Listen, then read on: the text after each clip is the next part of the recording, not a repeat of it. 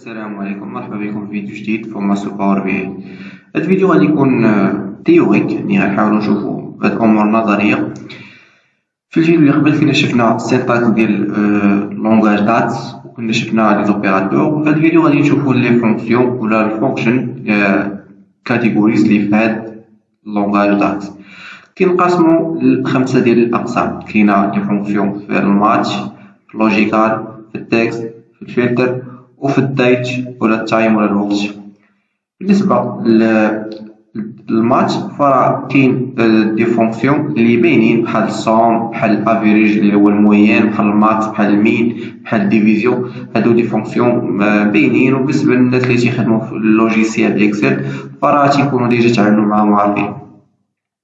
كاين دي فونكسيون اخرين افونسي شويه بحال مثلا سوم اكس، افريج اكس. هادو اللي افونسيو زايدين في اللوجيسيال باور بي اي اللي ان شاء الله غادي نتعرفوا عليهم حتى. عندي لي فونكسيون لوجيكال ولا لوجيك، حتى هما بالنسبه للناس اللي تيخدموا في اللوجيسيال اكسل راه ديجا تيعرفوهم بحال اف ايرور اد اور نوت سويتش. وعندي لي فونكسيون تكست، لي فونكسيون عندهم علاقه بالتكست والنصوص، يعني بحال مثلا كونكاتونيت وفورمات وليفت وبزاف ديال لي فونكسيون اخرين. وكاينه لي فونكسيون فلتر. هاد لي فونكسيون شويه معقدين صراحه في اللوجيسيال باور بي اي، لا من ناحيه الشرح ديالهم ولا من ناحيه الفهم ديالهم.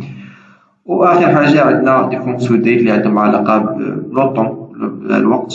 عندنا ديت ديف، وعندنا هير رايس وبزاف ديال لي فونكسيون اخرين.